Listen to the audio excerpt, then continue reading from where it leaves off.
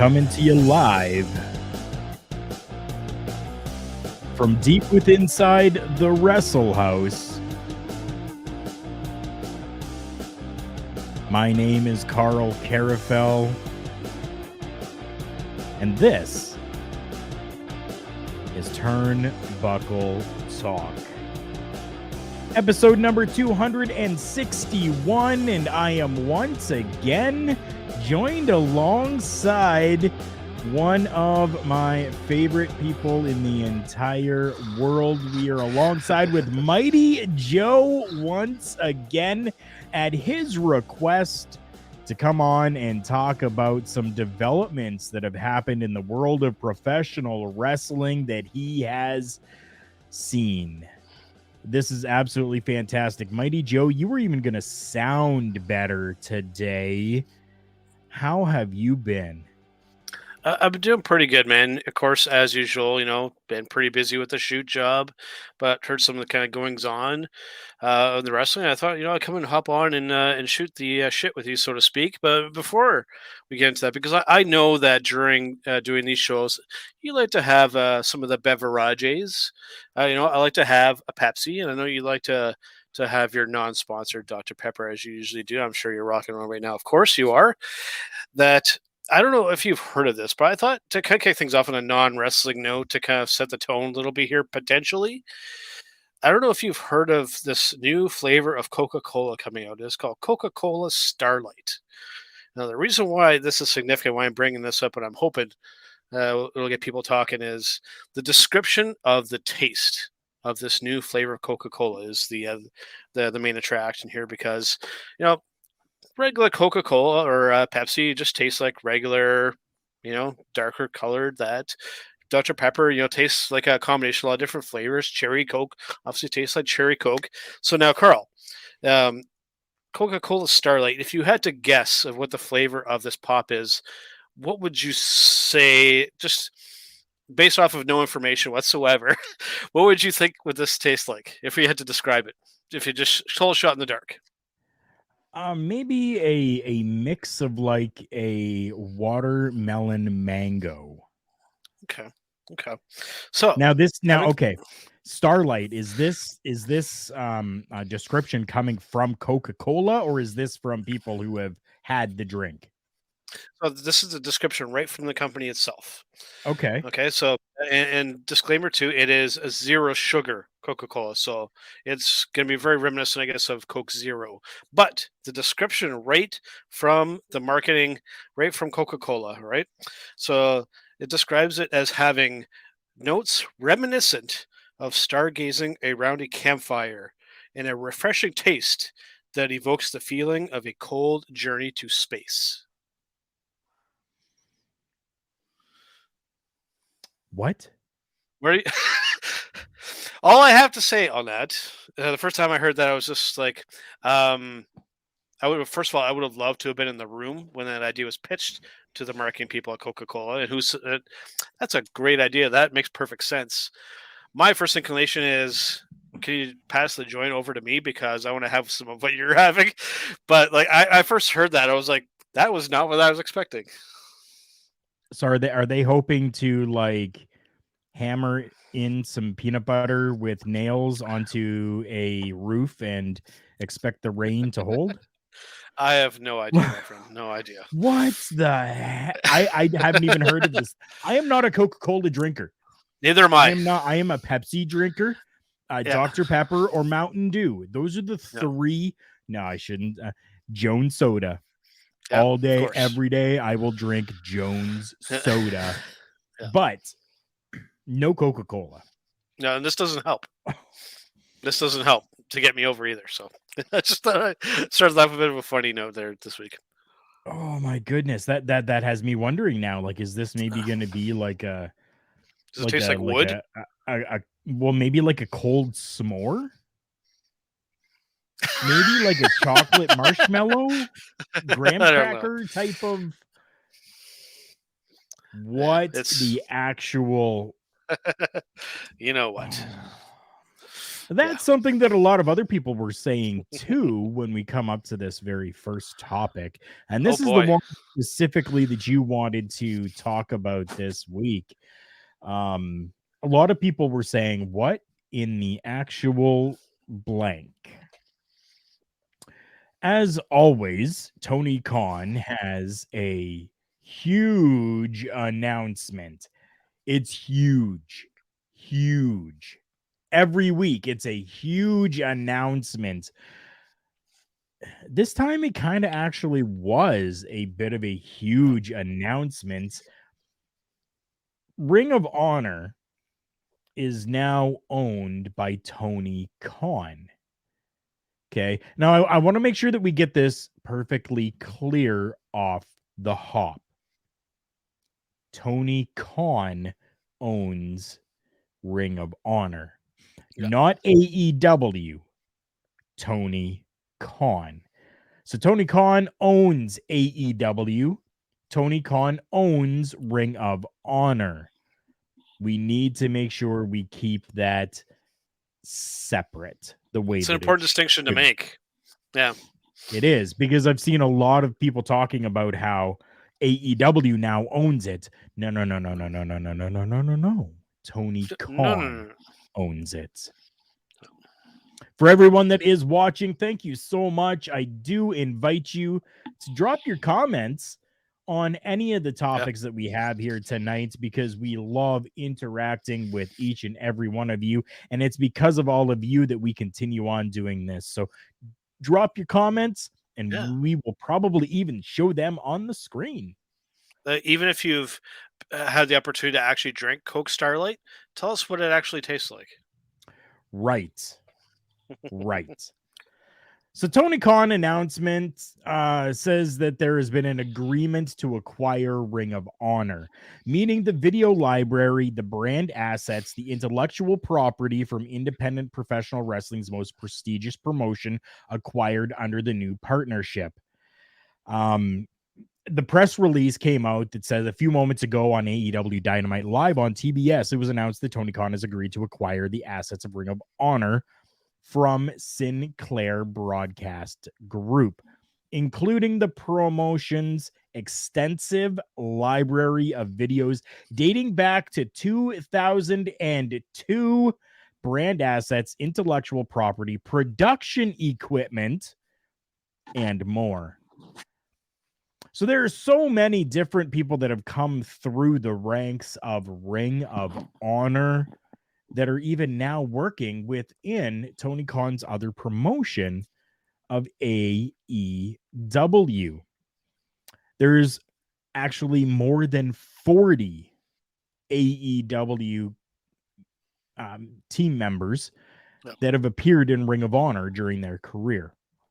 And I say team members because not all of them are on-screen talent that have that are there in AEW right now, as well as have been there in Ring of Honor. Now, I do want to just kind of throw out here quickly as well, Ring of Honor actually issued a statement as well. So Ring of Honor says, the influence of Ring of Honor in modern professional wrestling will always be in the history books. And this acquisition ensures that this legacy lives on and is treated with the utmost respect. The head of operations of Ring of Honor, Joe Koff, said Ring of Honor has produced some of the best professional wrestlers in the last 20 years, but more importantly, it created a family. I will always be grateful to everyone in the Ring of Honor family who have worked tirelessly over the last 2 decades to take Ring of Honor to levels we never imagined. Tony has the highest appreciation and respect for Ring of Honor, and I am really excited to see how the legacy continues. That coming from Joe Koff, the head of operations. Now, Joe, you wanted to talk about this. I've given you the background. I've given you the press releases. I've given you that Tony Khan, separation from AEW, owns this. The floor is yours, my friend. Well, I'm excited to see what becomes of it because I've been a huge Ring of Honor fan. Not since the beginning. I was actually turned on to it, partially, being a part of this podcast and dealing with our friend, especially Mr. Michael Jargo over at honestly, I don't know what he's doing these days, but I think he's still At doing Mark Destino at and Mark Media. at Mark Media, yeah.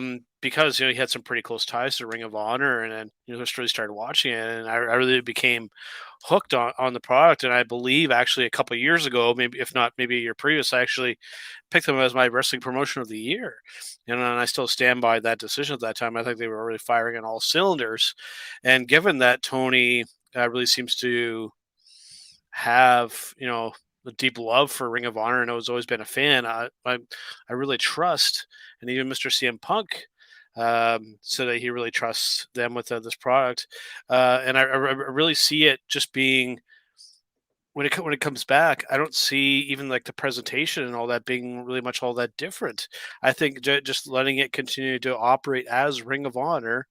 Well, hopefully they still have Ian Riccaboni and all those folks there, because I think that would be fantastic, and just let them kind of continue on. But then you still have the occasional AEW person come over to Ring of Honor, and of course the ties with the NWA, with New Japan Pro Wrestling, of course then that obviously will contribute over to AEW as well. And in a roundabout way, guys like Daniel and stuff have always said that they want to go work in the G1 over in Japan and do some of that kind of stuff. This all will hopefully facilitate a lot of that as well. So I'm really optimistic, and I'm excited to see what the Tony Khan version of Ring of Honor is going to be, because I have so much faith that he's going to remain authentic to what Ring of Honor is, where it's a real, it's hard to even kind of describe in the words, where it's just a place where people can go to really hone their wrestling craft, and then typically they get noticed by some of the biggest wrestling promotions in the world coming out of Ring of Honor, and I don't see that really changing. And I as well, I hope that it does not. I really do. I hope that it does not change at all. It shouldn't. It shouldn't. No. That's the hopefulness for this. Now, we do know that when Ring of Honor decided that they were going to take the hiatus, that everyone was fired. Mm-hmm. Go ahead. You had a and I was legitimately concerned that somebody else was going to potentially buy the company, because we know that there have been some somewhat ties to WWE. Because I mean, let's not kid ourselves. WWE has handpicked a lot of people from Ring of Honor. Tyler Black, Seth Rollins, Daniel Bryan, so on and so forth. CM Punk. A lot of Ring of Honor guys went straight to WWE. So, obviously the higher ups of WWE knew what was going on at Ring of Honor. They were probably been going to and watching shows. So knowing that in the back of my mind, I'm like, boy, if Vince buys up that company, and especially the product and the tapes and all that kind of stuff, I just don't trust Vince with it, because Vince isn't even really a wrestling. He's not even really a wrestling fan anymore. Tony Khan is a wrestling fan who's doing a good job running a wrestling company. I don't think necessarily a great job, but he's doing a really good job, and yeah. So like I said, I'm excited to see, because I love Ring of Honor, and I hope that, and even you had mentioned as well, I don't know if I'm jumping ahead, but there was somebody of importance that debuted at Revolution as well, who I think could be really cool to see in Ring of Honor as well. So I think we'll get that. I don't want to jump ahead too much. We definitely will get to that. 100%. We definitely will. We're going to take ourselves just a quick little break here. Get your comments in there. What are your thoughts on Tony Khan taking over and purchasing Ring of Honor? When we come back, we're going to be talking a little bit about what we think will actually be happening with Ring of Honor moving forward after this acquisition. And with that said, we are going to take that quick little commercial break to make sure that we hear from one of our sponsors. Promotional consideration paid for by the following. Wrestling, a love and a passion we all share. I've started a wrestling brand, the wrestling brand. a brand founded on the aspects of wrestling. Two entities working together to create a product that connect emotionally for people everywhere. Collar and Elbow is the brand. Passion and love for wrestling is the drive. I am Al Snow, and this is Collar and Elbow, the wrestling brand.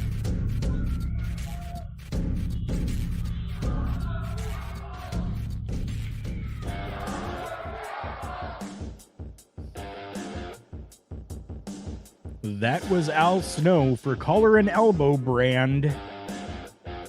We are very proud to be the first ever Collar and Elbow branded sponsored podcast. And yes, there have been some changes over at the website of collarandelbowbrand.com. They're doing a little bit of a revamp over there, but let us tell you that anything you purchase from there, you can get yourself a discount of 10% off when you use the promo code JKPodcast at the checkout. That's JK Podcast at the checkout at collarandelbowbrand.com.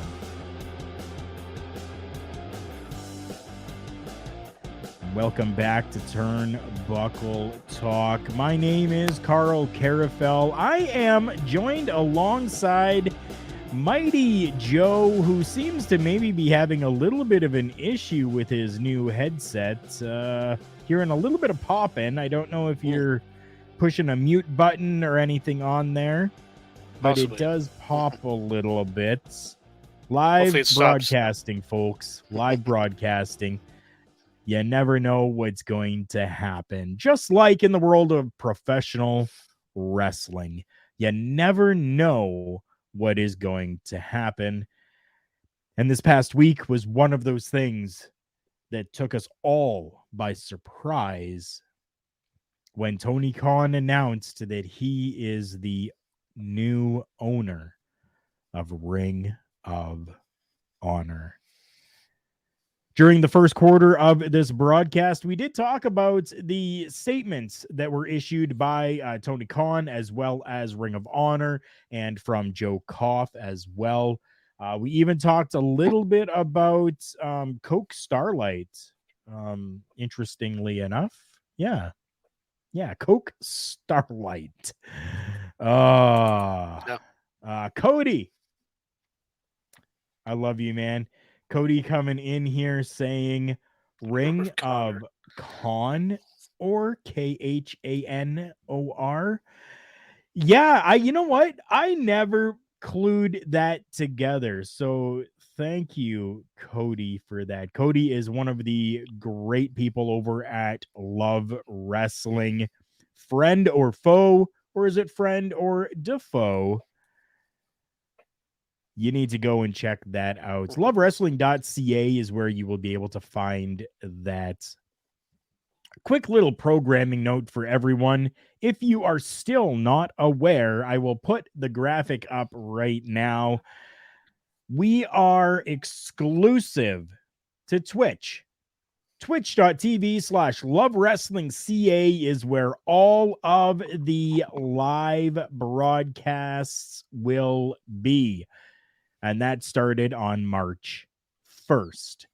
So whether it's Between Two Beards, whether it's this program of Turnbuckle Talk, Blowing Off Stream, Quizplex, which is an absolute fantastic riot of a time, or as you will see later tonight, starting at 10 p.m., a double feature starting with Power Out, and then after Power Out will be NXT.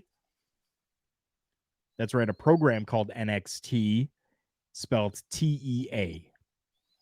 They spilled the tea about NXT over there. You're going to want to check them out as well, and it is all now exclusive on Twitch. So if you're hearing this broadcast afterwards, make sure you go and follow twitch.tv/LoveWrestlingCA to get in on the shows live. So now, Ring of Honor has been purchased.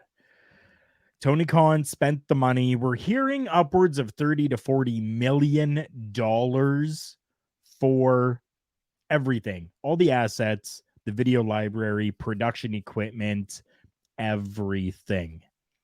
Now, we do know that when they did decide to take their hiatus, that they fired everyone, which now leaves us with a situation of, is there really a Ring of Honor right now if you have no talent?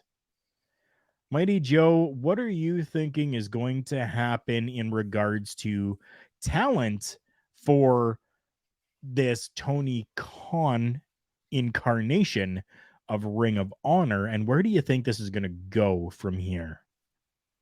Well, first of all, hopefully my sound issues have gone away. Hopefully I sound okay now. Oh, you sound good. Obviously, I'm hoping that your staples, like your Briscoes, your Jonathan Greshams, hopefully your Jay Lethals, your Matt Tavens, hopefully those guys will come back. I don't think that they're necessarily gone per se.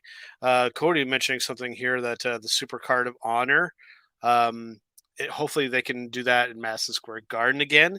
And if they can, you can really do something pretty cool there, because you could be pulling from AEW, New Japan, NWA, Ring of Honor, and Impact Wrestling. That Rumble of Honor could be heavily stacked with a really big mixture of people. That's exciting.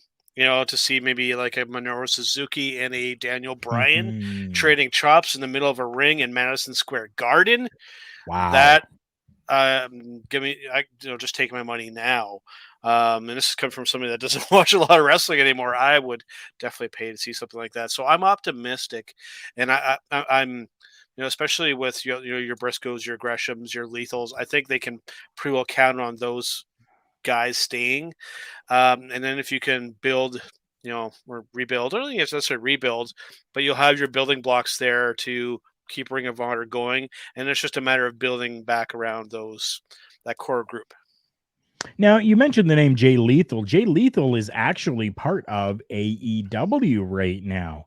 So was this a foreshadowing by Tony Khan? Cody, I do want to mention what Cody says here, because not everybody can see this, especially if you're listening to this over on, let's say, Podbean or any other podcasting platform. Cody says the ROH Super Card of Honor became 1 million times more interesting now.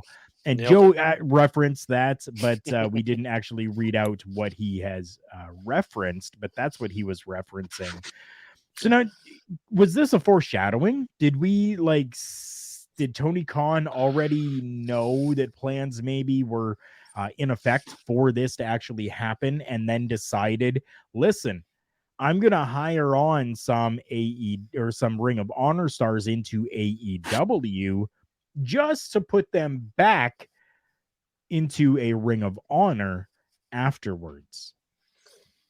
Yes and no. I think, especially with Jay Lethal, and knowing how instrumental he is in Ring of Honor, one of the people you could argue kind of like the heart and soul of Ring of Honor, I can guarantee you lots of conversations probably between him and Tony Khan to kind of facilitate the deal going on. So I would hope so. I definitely feel that that was probably very instrumental in that deal coming to fruition.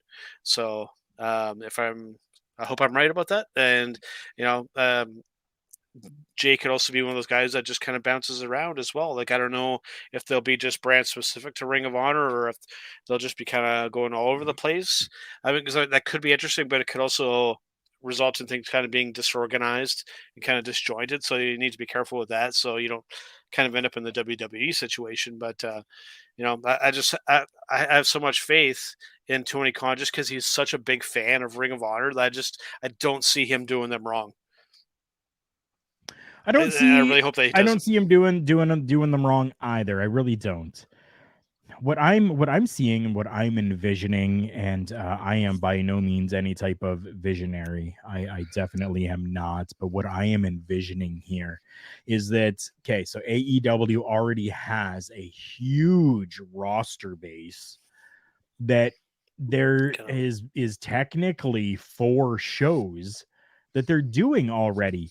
You have got Dynamite on Wednesdays. You have got Rampage on Fridays. You have Dark which is a YouTube show, and Dark Elevation on a Monday and a Tuesday, both YouTube shows. So now what I am envisioning is going to happen, and I know that you had kind of talked a little bit about, I can't remember if it was off screen or on screen, talking about developmental territory-ish type of style for Ring of Honor, which is something that has been thrown out there. I'm not envisioning that. I am envisioning more so a transition of Dark being AEW Dark. Yeah. Okay. Dark Elevation being ROH Dark Elevation, which then there is a distinctive separation between the two, which will allow for like breeding ground for professional wrestlers.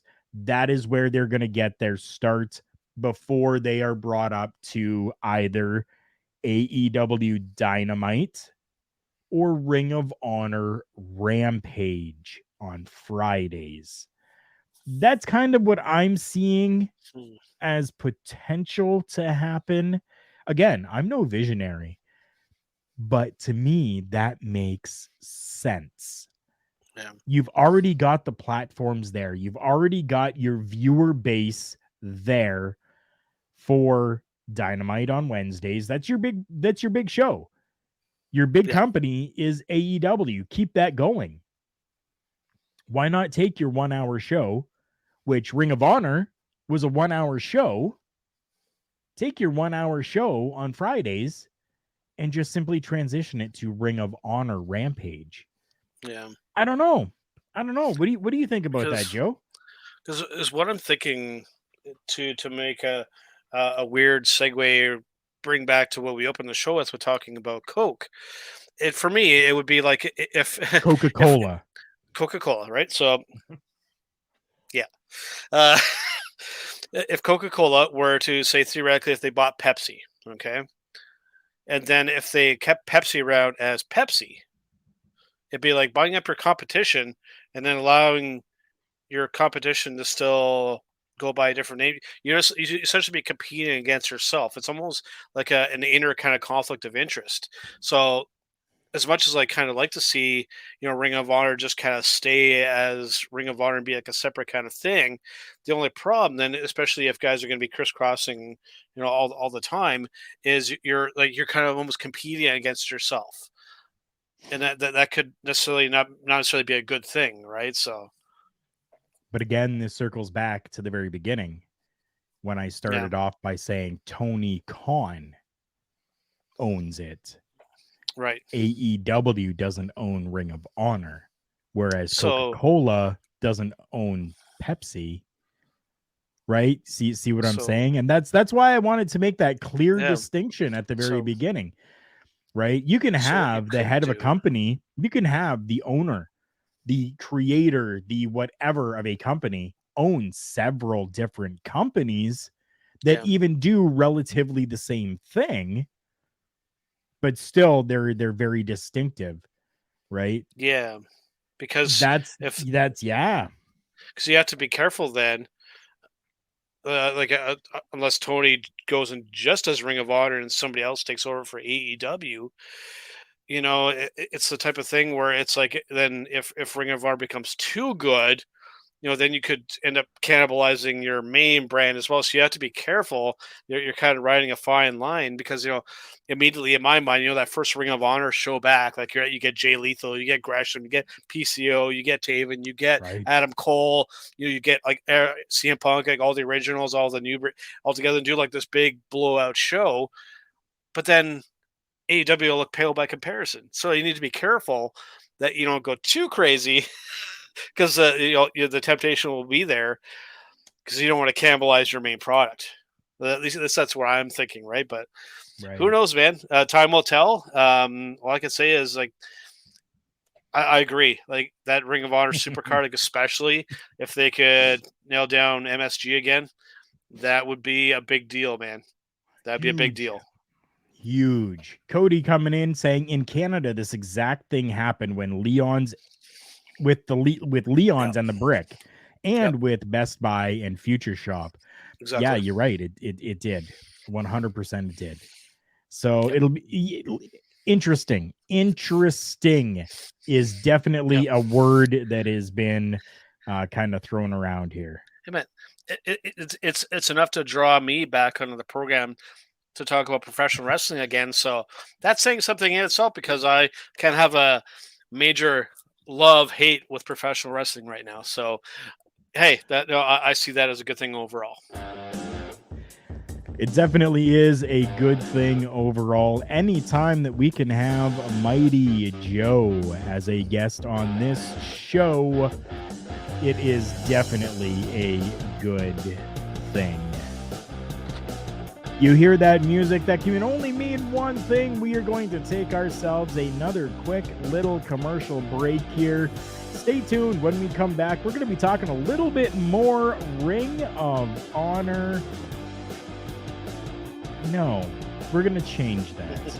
How about instead we move on to something else and we talk a little bit about AEW's pay-per-view that just happened called Revolution from 2022. We will be talking about that when we come back. Support for Turnbuckle Talk, as heard on Love Wrestling, is brought to you by Manscaped. Who is the best in men's below-the-waist grooming champions of the world? Manscaped. Manscaped offers precision-engineered tools for your family jewels. Manscaped just launched their 4th generation trimmer, the Lawnmower 4.0. You heard that right, the 4.0. Join over 4 million men worldwide who trust Manscaped with this exclusive offer for you. 20% off and free worldwide shipping with the code LOVEWRESTLING at manscaped.com.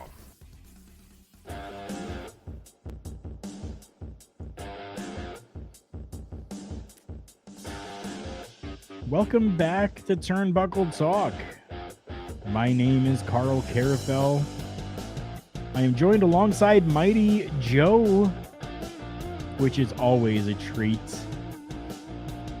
We do want to let you know that we do have this show and other shows available over on Turnbuckle Studios on YouTube.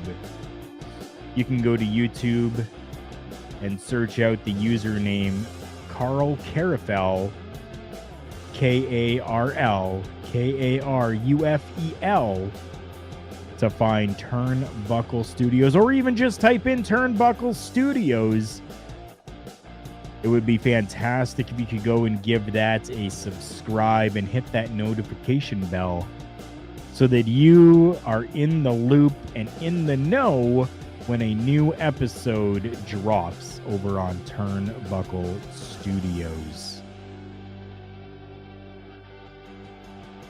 The world of professional wrestling is an amazing place for a lot of people. Whether you are a fan of World Wrestling Entertainment or a fan of Impact Wrestling, New Japan Pro Wrestling, Ignite Wrestling, Canadian Wrestling's Elite, love wrestling, doesn't matter, hate wrestling, doesn't matter, there is something for everyone. And even AEW has pulled out what seems to be all the stops when it comes to this pay-per-view that happened. Although myself, I will say right off the bat, less is more. This pay-per-view essentially went 5 hours. And I don't think that we really needed 5 hours worth of a show.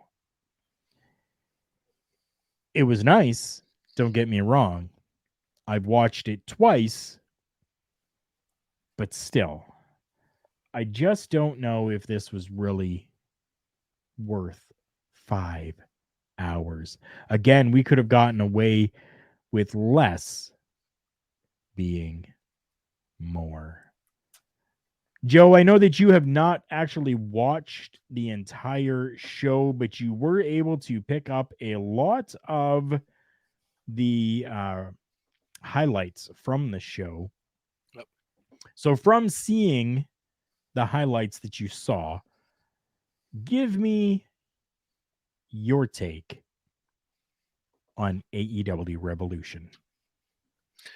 Well, you nailed it right off the hop. Like when when a condensed highlight package version of a pay-per-view is still over 2 hours. Damn, that's a long show. That's a lot to sit through. I know some people will definitely say, well, more of a good thing is a good thing, right?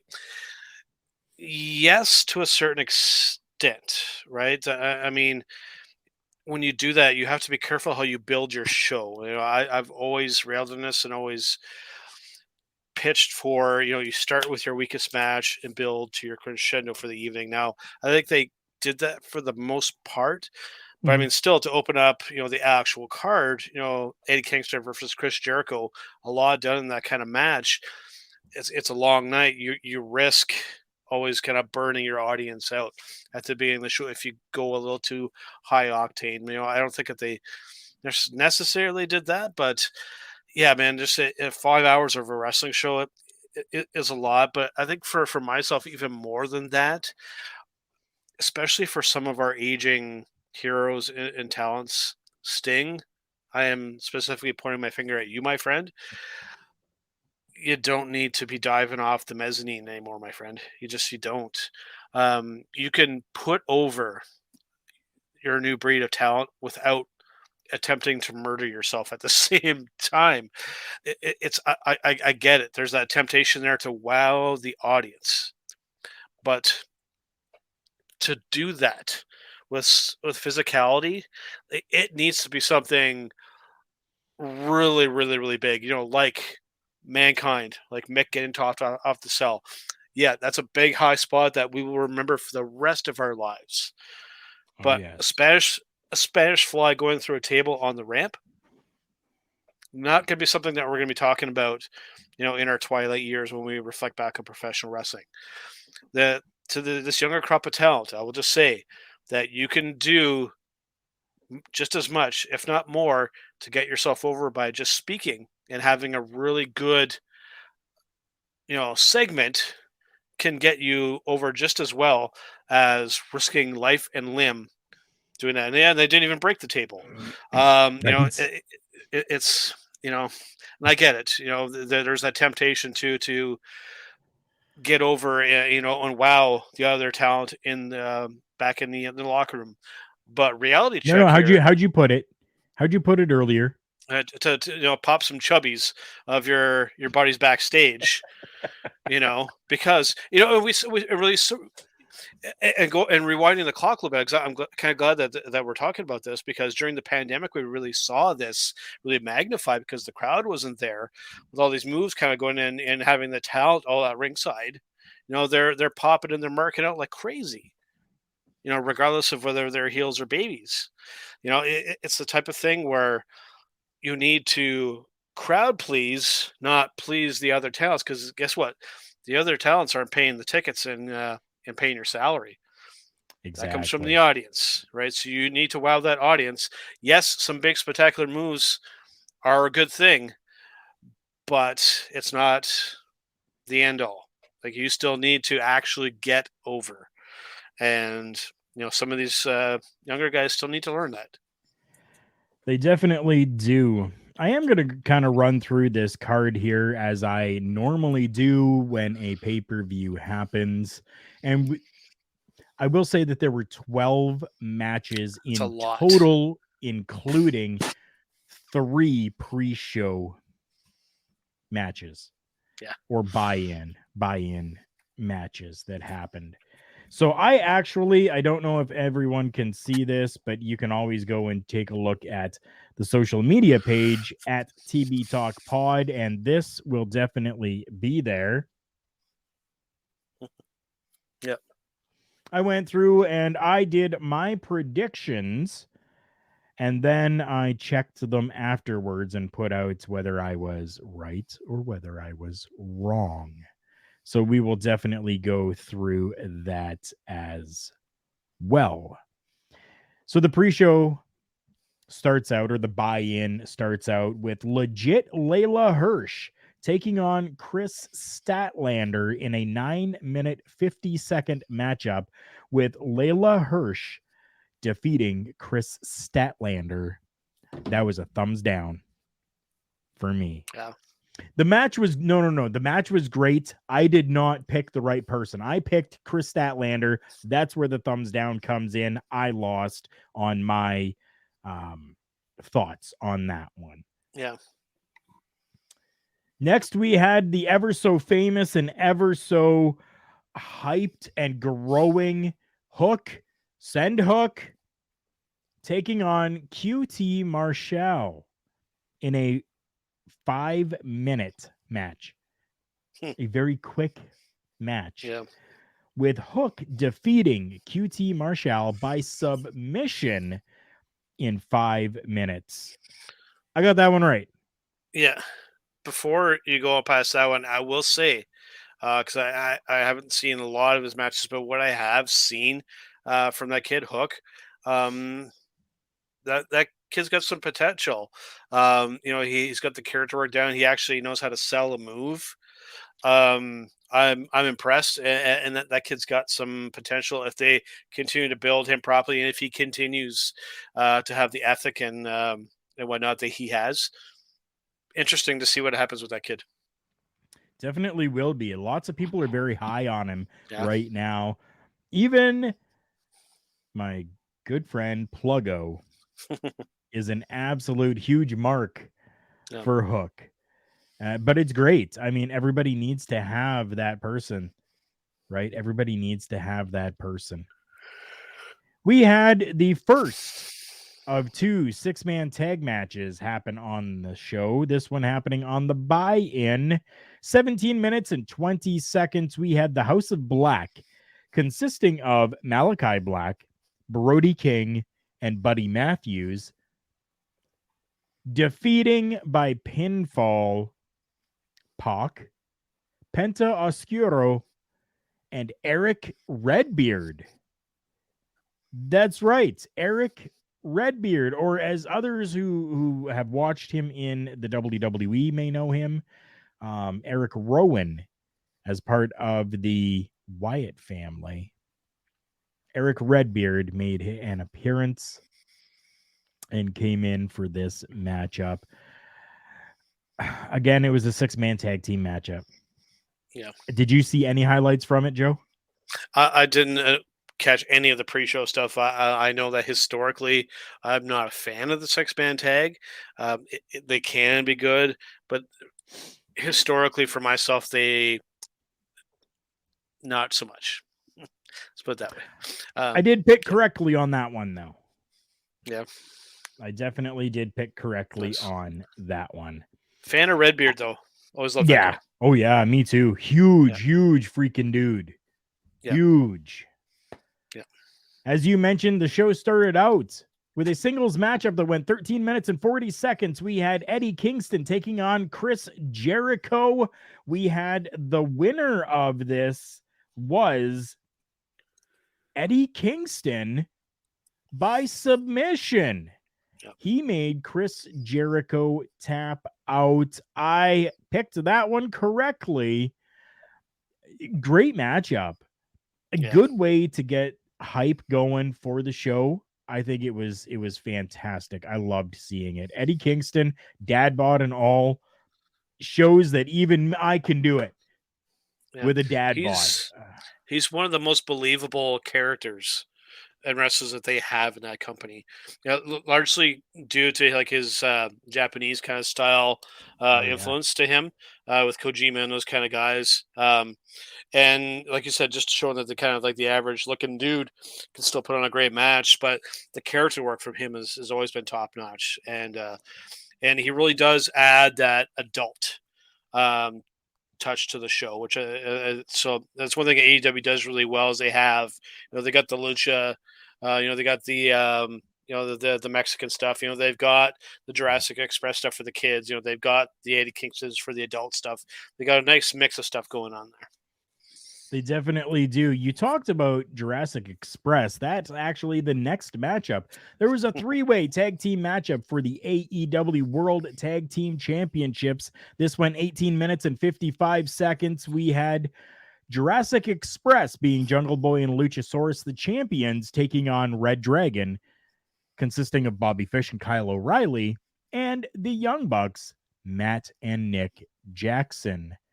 The winner of this by pinfall, which I got correct, was Jurassic Express, Jungle Boy and Luchasaurus. Now, for anyone that is listening to this, anytime that you talk about Jurassic Express online, please hashtag Dino210. Let's get that over, because why the hell not? Dino210 is absolutely fantastic. Let's get that over. Did you see any highlights from that, Joe? I did. It's definitely they're definitely a crowd pleaser tag team. The Bucks and whatnot. I think honestly, I think a lot of people are a little tired on that. I like Jungle Boy and Luchasaurus. I mean, they're over with everybody, right? It's very clear. They'll be great as a tag team for a long time. You can sell a lot of merchandise. Separately, I mean, Luchasaurus would be like a fantastic, mid-card kind of guy. Same thing with Jungle Boy. As great as he is, he's never going to be a world champion main event dude. He doesn't have that look about him, right? So, maybe proven wrong, but I will say that, he probably wouldn't be believable as a world champion. So you just keep him as partnered up with him, and you have that great dynamic. If it ain't broke, don't fix it. Just leave it alone. Leave them as a team. They get over. They do well. That's what you need. Definitely it is. Moving on to the next matchup here, we actually have the face of the Revolution ladder match for a future AEW TNT Championship. This matchup went 17 minutes and 20 seconds. The competitors inside of this matchup: Ricky Starks, Powerhouse Hobbs, Orange Cassidy, Keith Lee, Christian Cage, and Wardlow. What a mix. Right? What a mix. I am happy to say that this one, again, I got correct. And I took Wardlow to win, which he did. Wardlow won the entire thing, this ladder match. So he has a future TNT Championship matchup, which is amazing and about freaking time.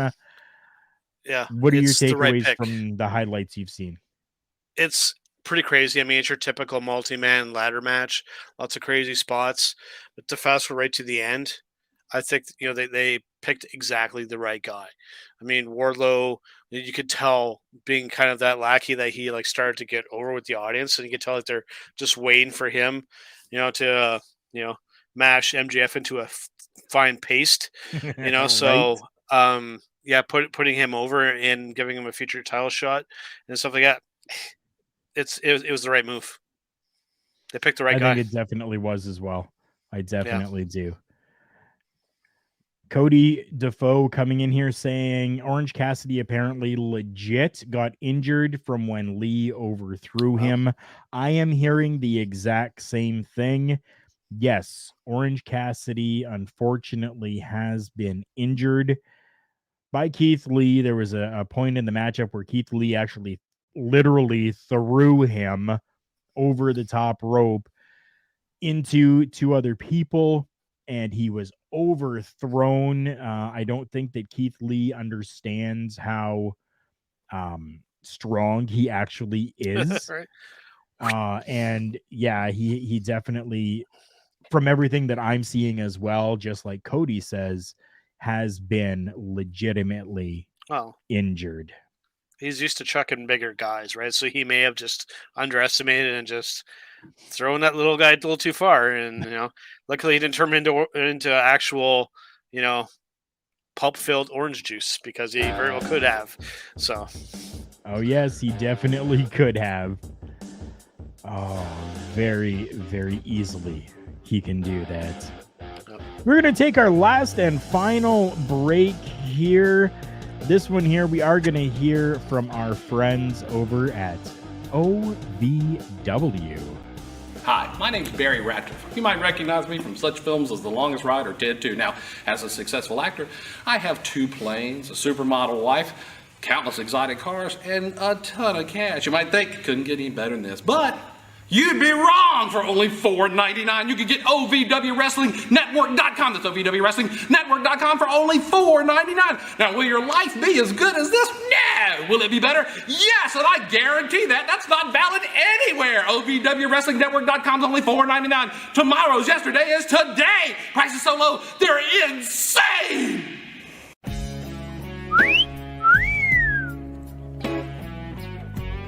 Want more bang for your buck? Well, so do I at OVWWrestlingNetwork.com. It's only $4.99 a month. In between excitement, me too. OVWWrestlingNetwork.com is only $4.99 a month. You get that incredible value. She cost me $17 million and I loved it. Want a real value? OVWWrestlingNetwork.com. It's only $4.99. That's a price so low. Well, it's insane.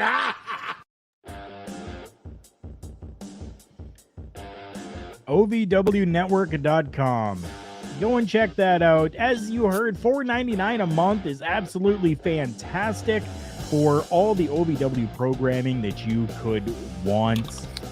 Our friends over at Collar and Elbow brand, the founder, Al Snow, is a huge part of OVW, and they are actually doing some amazing things over there too. One of the companies that I think kind of gets lost by the wayside, but they do actually amazing things over there. Thank you so much to Spencer Love over at Love Wrestling for allowing us this platform to bring you guys Turnbuckle Talk.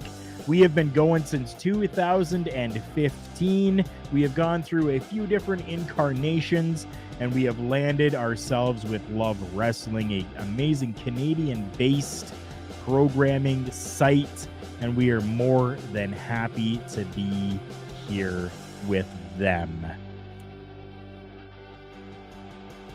We are coming back now to finish out talking about AEW Revolution 2022, and then we've got a little special treat at the very end that was just put out today. So thankfully we're getting something. If you don't know, if you haven't been following the show very long, for Mighty Joe and I, every time that we do a broadcast and then the broadcast ends, usually within about an hour's time, some huge breaking news happens. Not this time. We've actually got the scoop beforehand, which is absolutely fantastic. Interesting. Continuing on with Revolution here, we just finished off with the Face of the Revolution ladder match.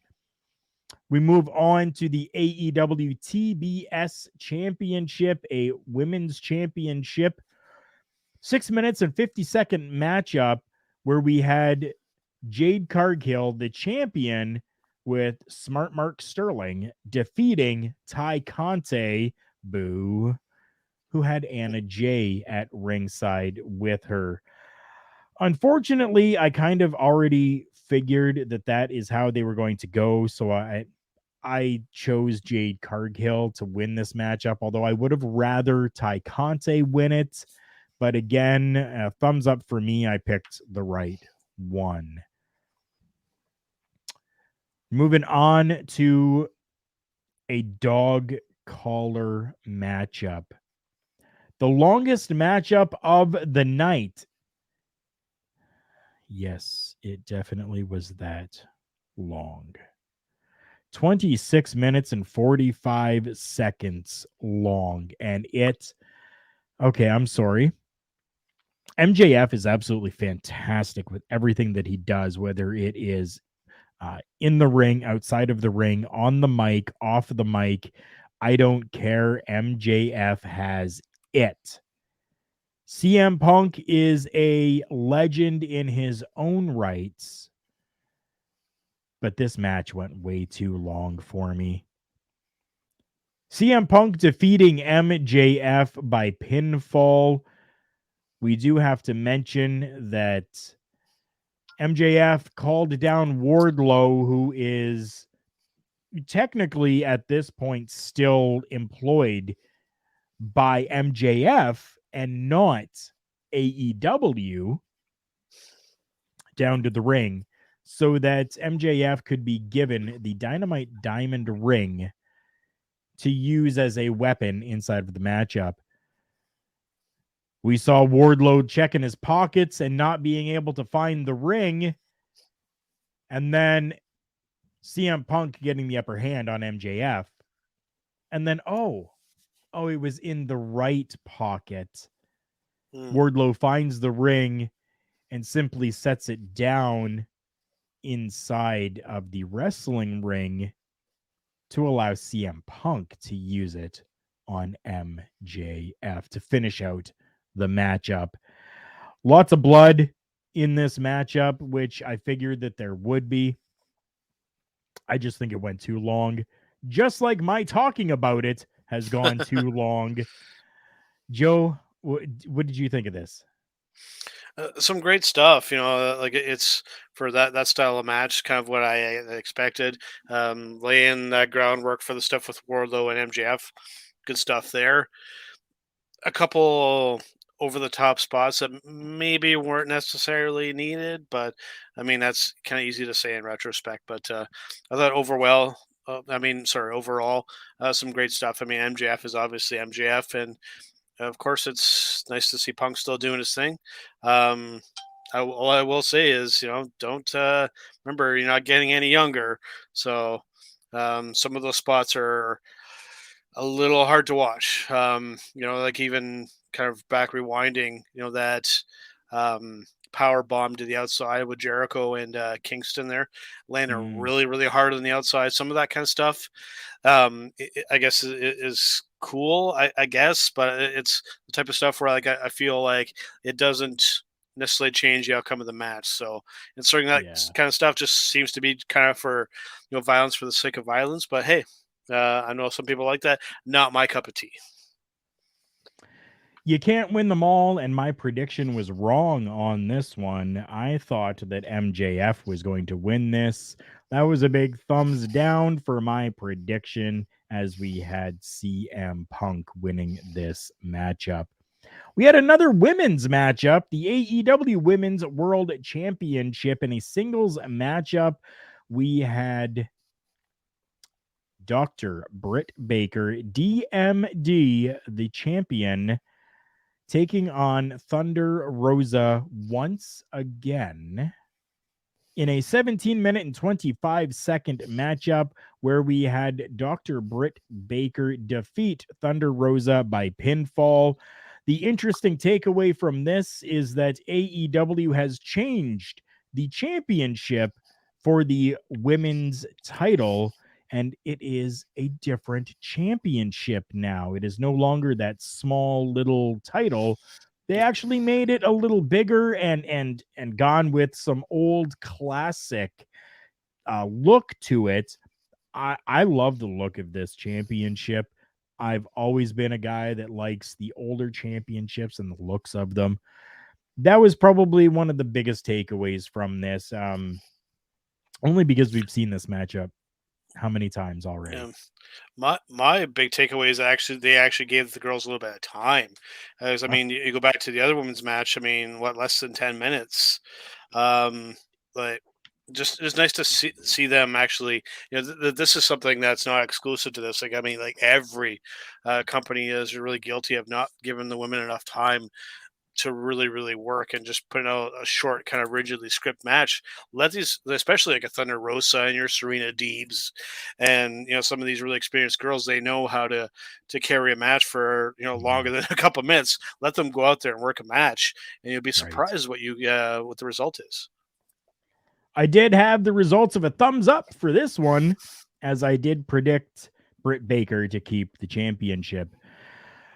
Yes, we are almost through this pay-per-view. We have 3 more matches to go. A singles matchup that went 21 minutes and 5 seconds, probably the most highly anticipated matchup on the card.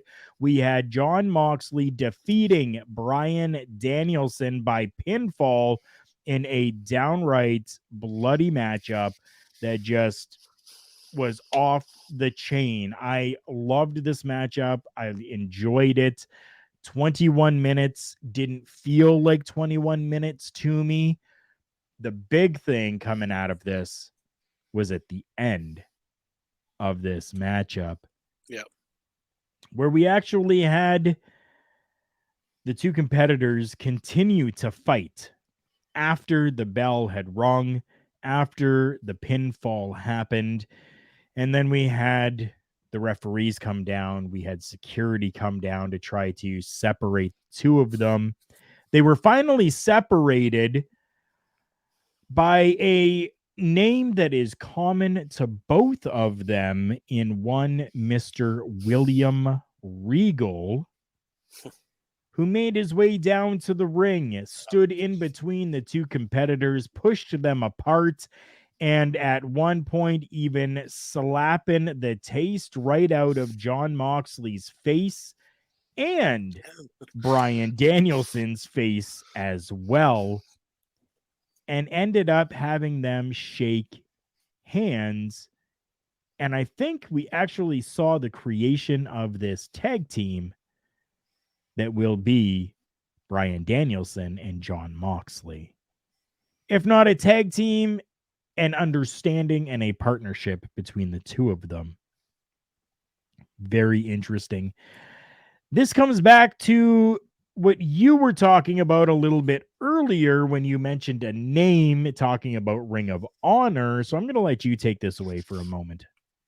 What I envision is, like you had mentioned too, I mean, both him instrumental in both of these guys' careers, and others. And I thought, him as that general manager in NXT was absolutely fantastic.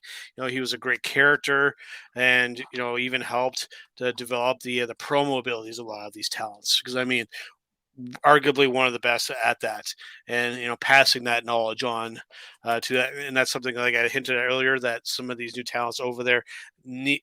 Dude, this is a big deal having William Regal there, because I mean, he is going to help these guys and girls to learn how to really get over with their speaking ability. And if you can't learn from him doing it, then I don't know what to tell you. But what I envision as well is I see him being this general manager of the new Ring of Honor, and him going around just recruiting and handpicking who he's going to want.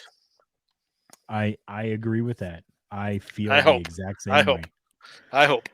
I hope so too. It'll be absolutely amazing if that happens. Because what I'm envisioning as well is, because then you can have Regal like even sometimes doing stuff on commentary, and I'm just thinking like of the dynamic between him and Ian Riccaboni if he's still doing commentary. Right? That could be like a really good kind of back and forth, because they're so different from each other. Riccaboni is a very optimistic, play-by-play kind of guy, and Regal's that strong character, right? So yeah. It could be an interesting dynamic there. But at the very least, I'm hoping that he'll be instrumental in this new Ring of Honor, and who better to use, and then he's gonna know who to pick to bring over there as well. Oh yes. My prediction for this one was a thumbs up. I did pick Jon Moxley to win this matchup. This next one, another 6-man tornado tag team matchup, went 13 minutes and 20 seconds. I'm not going to spend a lot of time on this because, well, Mighty Joe, you already did. We are looking at Darby Allin, Sammy Guevara, and Sting defeating the Andrade Hardy family office, consisting of Andrade El Idolo, Matt Hardy, and Isaiah Cassidy by pinfall. That's all I'm going to say about this. If you want to see the matchup, it was only 13 minutes, 20 seconds. Go find it. Go watch it. All I will say before we move on to the last one is Cassidy there. He's better being with his partner and Private Party. Going off on his own or being with somebody else just doesn't have the same feel or dynamic at all. My prediction for this one was a thumbs up. I did predict that the team of Sting, Darby Allin, and Sammy Guevara would win. Yep. That brings us finally to the 12th matchup of the night, a 25-minute, 45-second matchup in singles match for the AEW World Championship. Hangman Adam Page, the champion, defeating Adam Cole, baby, by pinfall. A really good back and forth matchup here. I enjoyed it. Again, this is another matchup that, yes, it went 25 minutes, but for me, it didn't feel as though it was 25 minutes.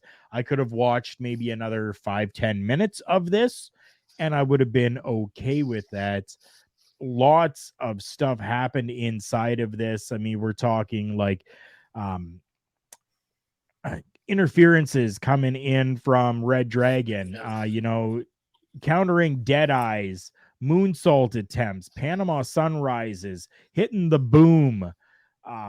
So many different things. The buckshot lariat. So much happened inside of this matchup. Multiple super kicks from both competitors back and forth. Page actually performed the boom on Adam Cole. A second buckshot lariat then came in for Adam Page to retain the championship. Yeah. Good matchup. My prediction was actually a thumbs down on this one. I thought that Adam Cole was going to win. Interesting. Yeah. Yeah. Did you see any highlights from that matchup? I did, but I'm just picturing myself like if I were to sit down and watch the whole show, given kind of some of the how that match played out, I think I wouldn't necessarily have fall asleep during it, but I mean I would have been quite burned out by that time. I will say with Paige being I'll make an unpopular statement. All right. I think if Paige is going to continue to be the world champion, to come up with a finisher that isn't as telegraphed as the buckshot layer, because I mean you could see that thing coming 100 miles away. Something a little bit more up close and hard hitting might be in order, but this is coming from an out of shape wrestling fan who has never wrestled in the ring, so keep that in mind as well. So but just from my personal experience of watching a lot of wrestling over the years, it's a crowd pleasing move. I get it, but as a finishing move for a world champion, maybe not so much.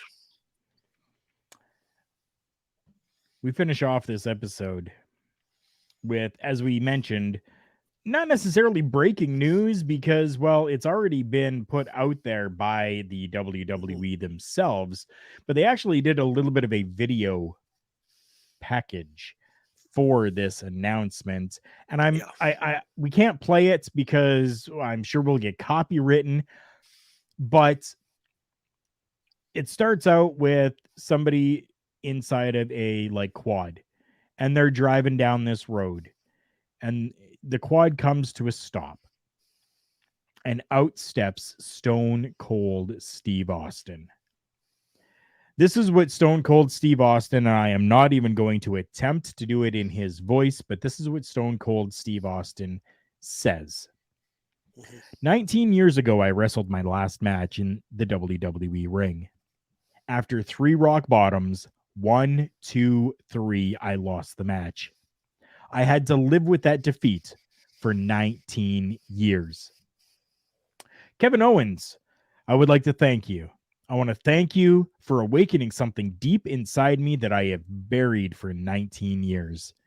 Since you started running your mouth to talk about Texas, the great state of Texas, you have caught my attention. Kevin, why would you want to do that? I can think of 2 reasons. 1, you're a dumb son of a bitch. And 2, you are fixing Stone Cold Steve Austin kicking your ass. If you want to call it a KO show, a match, a fight, whatever, I guarantee you this. Stone Cold Steve Austin's Kevin Owens will open the last bin on you at WrestleMania, where I started my career in Dallas, Texas.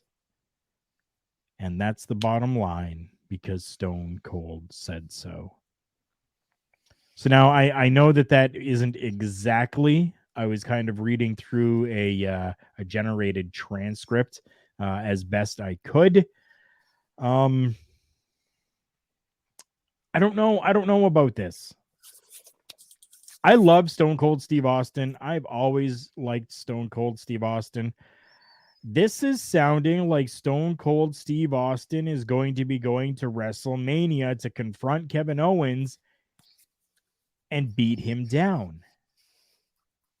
Call it whatever you want, but he's going to open up a can of whoop ass.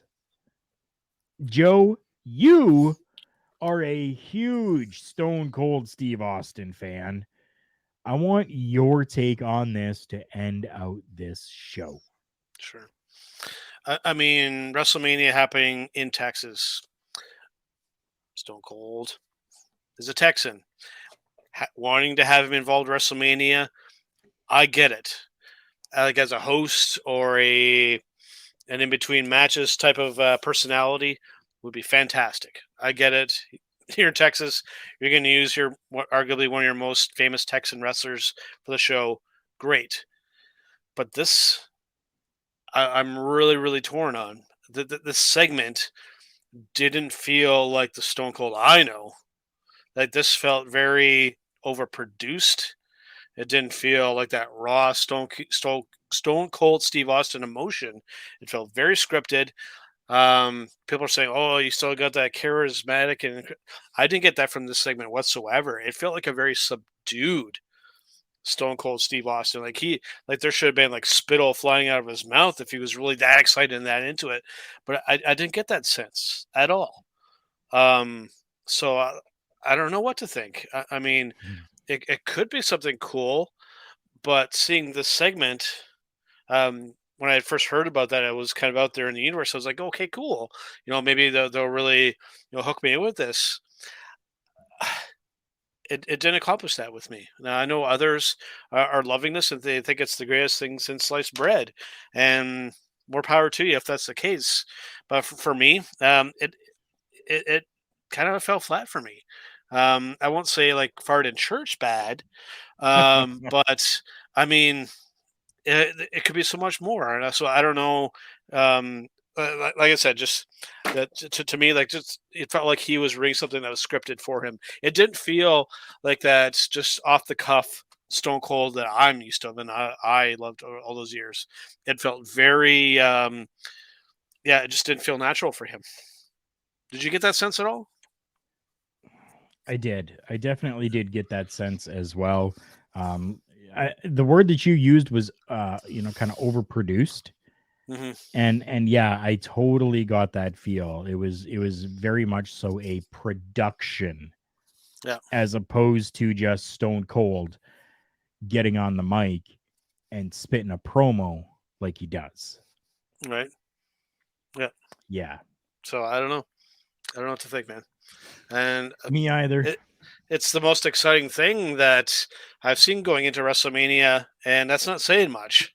Because, again, unpopular statement, I've looked at the card more than a few times now, and this literally may be, I can't believe I'm going to say this, Karl, for being a lifetime wrestling fan, this very well could be the first year that I sit at WrestleMania. Wow. There's nothing that interests me. Right. They're gonna have a full crowd, 2 nights of wrestling. I should be stoked for it. But I'm not. And that's unfortunately a sign of the times. It Yep. definitely is. You know what we are stoked about, though? We're stoked about some of the amazing partnerships that we've got. Like we talked about, collarandelbowbrand.com. I am wearing the Collar and Elbow branded ball cap, the fitted cap. Go and check out collarandelbowbrand.com. Like I said, they're going through a revamp right now, but make sure you check them out. Mighty Joe, underneath his Love Wrestling shirt, is actually wearing a Collar and Elbow branded shirt. Dude, there. I've got an OG Collar and Elbow and an OG Love Wrestling shirt. So right. Go and check them out. While you're there, use the promo code JK Podcast. Get 10% off your entire purchase. We have friends over at Phoenix. If you're looking for health supplements or even some workout gear, check out Phoenix at fnxfit.com. While you're there, use the promo code TBTalkPod and get 15% off your entire purchase. Manscaped is an amazing brand. I own some Manscaped products and I absolutely love them. Go and check out manscaped.com. Make a purchase. When you do make that purchase, use the promo code LOVEWrestling. You are going to get not only 20% off your order, you will as well get free worldwide shipping. Unfreaking heard of. Free worldwide shipping, 20% off with the code LOVEWrestling at manscaped.com. And if you're in the Edmonton, Alberta area, go and check out our friends at RK Athletics. Rich over there is absolutely amazing. Rich is building confidence in others to live life to the fullest through fitness training, nutrition, and coaching, whether that's losing weight, building muscle, performing at a higher level, or simply feeling better. Go and check out Rich King at rkathletics.ca for more information. Joe, this has been absolutely fantastic. I know that you still have access to our Facebook page as well. I know that you post some stuff over there once in a while. Find that at TB Talk Pod, and you can find that on Facebook, Instagram, and Twitter as well at TB Talk Pod. Mighty Joe, you got anything to add to the end of this broadcast today? I will. Typically at the end of these shows, people like to pitch their social media and whatnot. I don't do a whole lot on my personal Facebook page, but one thing that I will direct people towards is something that I've done on the side for a very, very long time. For those of you who are a fan of the show Ancient Aliens, I want you to go check out a little side project of mine. It's been kind of a labor of love. I have close to 2,000 followers on this stupid little page now. It's called Aliens Do Stuff. Basically look for that. Let me make sure I'm getting the name of that right. But I basically do memes with Giorgio from Ancient Aliens, just making ridiculous claims of stuff. The page is proof aliens have done everything. The @ is Aliens Do Stuff. So search that up. Follow the page. If you like, poking fun at alien stuff, you'll find some fun stuff there, and it's a cool little community that I built there. So check it out. You're definitely going to have to go there and give it some likes and some love over there. Please do so. Mighty Joe, this has been absolutely fantastic. I thank you so much for being a part of this broadcast. Again, for those of you that don't know, normally this is a solo broadcast, but anytime that Mighty Joe wants on, he is in here, no matter what. For Mighty Joe and for myself, Karl Karufel, this has been another edition of Turnbuckle Talk. Thank you for joining us, and we will see you all on the next one.